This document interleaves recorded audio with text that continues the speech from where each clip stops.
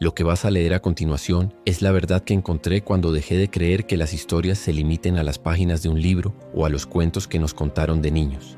Esto no es una narración cualquiera, es una confesión de alguien que buscó una sombra y la encontró mirándole de frente. Si te queda un segundo, si eres de los que todavía pulsa el botón de reproducir en la madrugada, suscríbete ahora y activa la campana, porque lo que sigue es una advertencia, y créeme, cuando las leyendas vuelven a la vida no respetan espectadores. Yo vine a esto como muchos, con curiosidad y con la vana confianza de quien cree que lo sobrenatural es solo una buena historia para asustar a los niños. Pero hay cosas que no se entienden desde la distancia. Hay voces que no se apagan con explicaciones racionales. Hay nombres que no son solo nombres. El coco no es una metáfora que se olvida con los años. El coco es una presencia que fue moldeada por culturas, miedos y la necesidad humana de nombrar aquello que no podemos controlar. Y en algún punto entre las campanas de iglesias españolas y las noches sin luna en pueblos de América, esa presencia cambió de forma, y con cada boca que la nombró se volvió más real. La primera vez que escuché la palabra coco en un documento antiguo, pensé que era una curiosidad lingüística, pero el idioma es una trinchera donde las historias se hacen fuertes. En la península ibérica, la palabra coco tiene raíces que se entrelazan con el miedo a la oscuridad y con figuras semblantes a calaveras que aparecían en canciones para asustar. La etimología, si la seguimos con paciencia, nos lleva a rostros tallados, a máscaras y a antiguos cantos infantiles que usaron una imagen muy simple para decir algo muy viejo. Cuidado, hay algo ahí fuera cuando apagan las luces. En pequeñas aldeas de Galicia y de Castilla, mi investigación me llevó a familias que generación tras generación repitieron el mismo texto a sus hijos. Si no te duermes, vendrá el coco. No era un reclamo inmediato de maldad, era un pacto tácito. El nombre era una cuerda con que ataban la noche, una manera de ordenar el terror. Pero el coco no nació solo de una necesidad pedagógica. Hay episodios más antiguos, más densos, donde los relatos lo muestran como una figura que recoge a los olvidados. En las crónicas medievales aparecen nombres, otros nombres, que comparten carácter con lo que hoy llamamos coco. Fueron cuentos que circulaban junto a la superstición, junto a la pena de las noches largas en que la cosecha fallaba y la gente necesitaba un culpable. En esas noches, el rumor del coco tenía un propósito. Encarnaba la idea de un peligro que no miraba a la cara, de una sombra que castigaba los descuidos. Y cuando los marineros salieron de puerto hacia el Nuevo Mundo, llevaron consigo no solo mapas, sino historias. Al trazar la historia en los mapas, descubrí algo que los libros raramente dicen con claridad. Las leyendas viajan pegadas a las suelas de los zapatos. Llegaron las voces castellanas y portuguesas, y con ellas se mezclaron creencias africanas y de los pueblos originarios de América. Allí, en tierras nuevas, el coco no se perdió, se transformó. Le dieron nuevos nombres, lo adaptaron a nuevos miedos, y así consiguió una especie de inmortalidad cultural. En México lo llaman de maneras que varían de región en región. En Colombia las madres advierten con voz grave y corta. En el Caribe la figura adopta rasgos de los espíritus que habitaban las leyendas africanas traídas a la fuerza. Y esa mezcla no fue un simple sincretismo, fue el arte vivo de la amenaza aplicada a distintas geografías. Lo que más me golpeó al entrevistar a ancianos en pueblos remotos fue cómo cada versión servía a una función social. En algunas comunidades, el coco era usado para proteger a los niños de salir a caminos peligrosos. En otras, era la explicación de desapariciones inexplicadas o de sueños que arrancaban las fuerzas a quien los tenía. En muchos testimonios encontré un hilo común: la insistencia en no darle la espalda a la noche. Aún hoy, en barrios urbanos, padres que nacieron en aquellos pueblos cuentan la misma frase con el mismo temblor en la voz. ¿Qué significa eso sino que la historia sobrevivió porque funcionó como talismán? Pero si me permites decirlo con crudeza, funcionar no es lo mismo que no ser real. Entre la documentación que encontré hay relatos que se sostienen en la ambigüedad. Un cronista de la época colonial dejó entrever que los colonos hablaban de figuras que tomaban a los que se separaban del rebaño y que no siempre regresaban. No estoy inventando fantasmas, estoy describiendo cómo la gente puso orden a lo inexplicable. Pero hay testimonios más perturbadores, relatos contemporáneos, grabaciones, testimonios de investigadores forenses y psicólogos que estudiaron patrones de sueño interrumpido en poblaciones donde la figura del coco era dominante. Las historias cuentan lo mismo con diferentes palabras. Una sombra que se instala en la habitación, una sensación de ser observado, sueños repetidos que desgastan. El patrón no es folclórico, es corporal. Recuerdo una noche en que un anciano me describió un ritual que su abuela practicaba cuando un niño despertaba de madrugada llorando sin motivo aparente: encender un fuego pequeño, pasar un trapo con romero por la puerta y pronunciar el nombre del santo local. No era superstición sin base, era un modo de fijar la seguridad en algo tangible. Y mientras lo escuchaba, comprendí algo crucial. El coco había aprendido a habitar los huecos que la sociedad deja sin respuesta. En las grietas del abandono, el coco encendía su presencia. Cuando me senté a comparar las versiones, una idea se volvió imposible de ignorar. El coco no es un mero cuento de cama. Es un sistema cultural que funciona como alerta. Pero además, y esta es la parte que hizo que la piel se me erizara, es un sistema que, según varios testimonios, puede cruzar el umbral del simbolismo y hacerse sensación, hecho corporal. Algunos describen huellas frías en el borde de la cama. Otros la impresión de una respiración cerca de la cabeza. No hablamos aquí de heridas ni de violencia explícita. Hablamos de invasión. La frontera entre el concepto y lo experimentado se difumina. En América, la historia del coco ganó dientes propios. En México, por ejemplo, la figura se impuso con particular fuerza en la tradición popular. Los dichos que escuché en Puebla y en el sur de Veracruz no eran cuentos para dormir, eran órdenes. No salgas de la cama, decían, no mires por la ventana. El coco ahí adoptó la forma de una presencia nocturna que vigila. En Colombia, especialmente en zonas rurales, las narraciones toman un cariz más moral. El coco es advertencia para los que desobedecen a la comunidad. En el Caribe, su figura se confunde con espíritus que provienen de tradiciones africanas. La amenaza se sexualiza, se vuelve posesiva y ofrece una explicación para aquellas noches en que la gente se pierde entre la penumbra. En cada región, el coco habló el idioma del miedo local y al hacerlo se volvió más real. Hay un relato que suelo repetir cuando la gente me pregunta por pruebas. No es la prueba que un científico aceptaría, pero sí es la que los que sobrevivieron a la experiencia comparten con igual solemnidad. Una mujer en un pueblo de la Sierra de Oaxaca me contó que cuando era niña, su hermano menor se despertó sobresaltado y señaló hacia el rincón oscuro de la habitación. Ella, por miedo, encendió la vela. La llama tembló, y en esa luz mínima su hermano balbuceó palabras que nadie entendió. A la mañana siguiente, el niño tenía marcas de ramitas en la mejilla, como si algo hubiera rozado su piel. Nadie buscó culpables, porque la explicación natural no encajaba.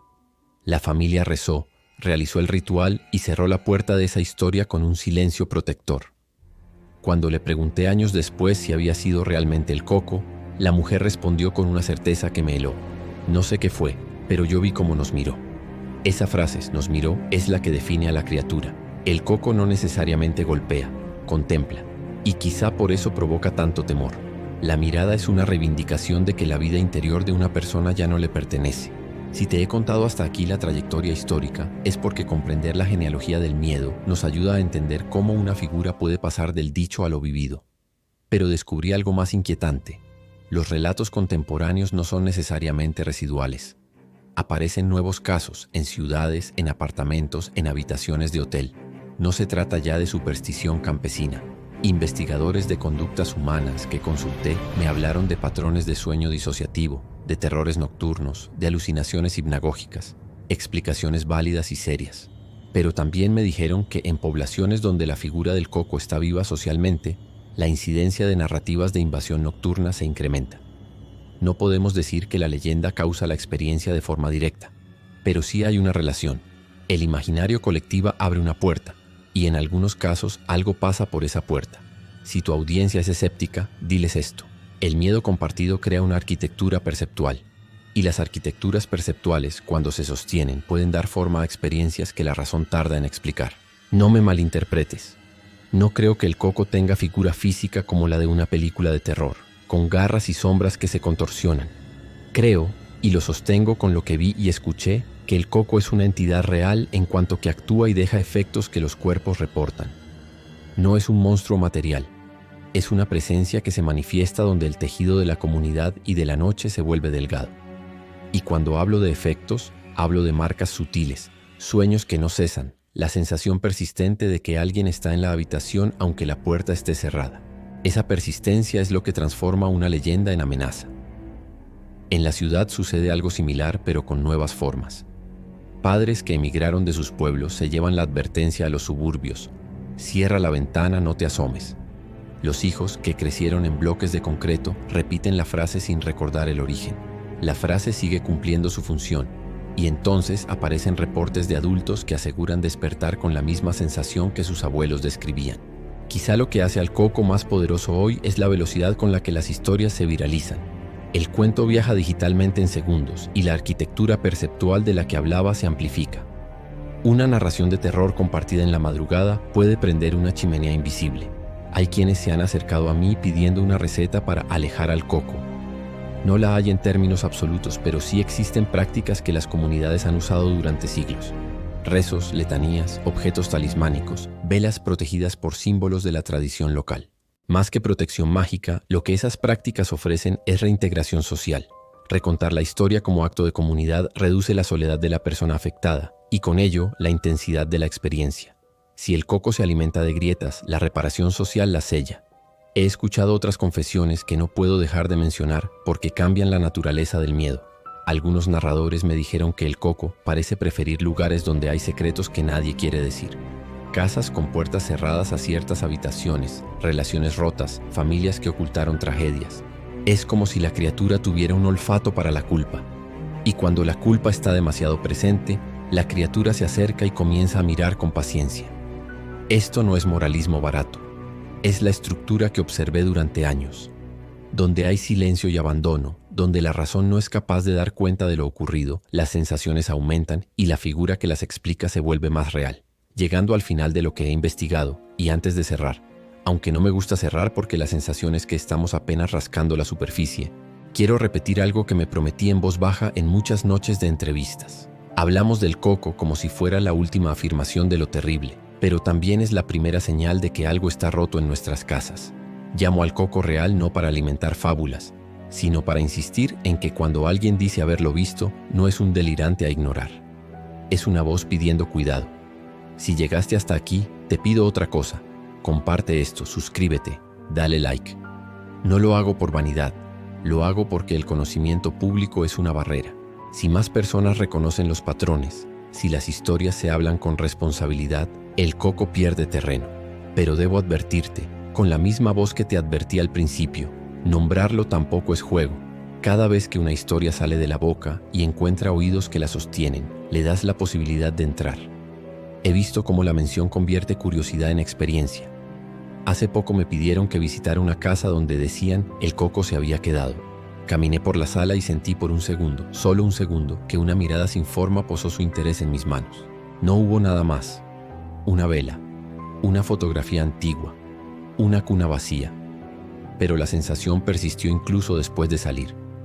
Quizá fue sugestión.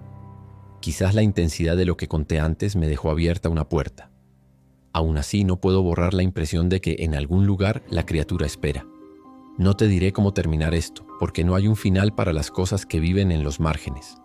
Solo puedo contarte que en mi investigación, la constancia del coco es la única constante. Aparece donde la noche lo permite, donde hay abandono, donde los secretos no se limpian. Y quizás sobre todo aparece donde la gente olvida mirar por los que podrían necesitar ayuda.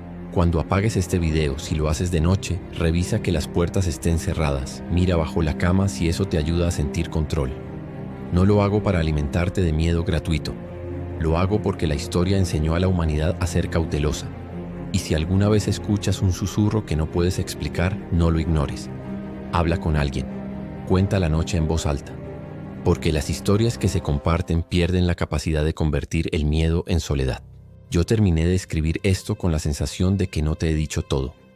Hay entradas que quedaron sin registrar, testimonios que se niegan a ser reducidos a palabras. Si te interesa, puedo volver con más relatos, con grabaciones y con mapas de los lugares que visité. Pero por ahora dejo la puerta entreabierta, porque hay cosas que no deben cerrarse del todo. A veces, la claridad llega cuando se permite que la luz entre un poco. Yo sé que a ti te inquieta este silencio que sigue. No quiero que lo ignores. El coco respira donde se lo nombra, y hasta ahora, después de siglos, sigue encontrando oídos. La noche avanza. No soy optimista sobre las sombras, pero sí creo en la voz humana. Cuida a los tuyos, y si escuchas algo que no puedes explicar, no te quedes solo con la pregunta, porque hay una diferencia entre creer en una leyenda y saber que algo acecha. Yo lo supe por las miradas de quienes han pasado miedo verdadera. No piden venganza, piden compañía. Y eso en esta historia quizás sea la única salvación.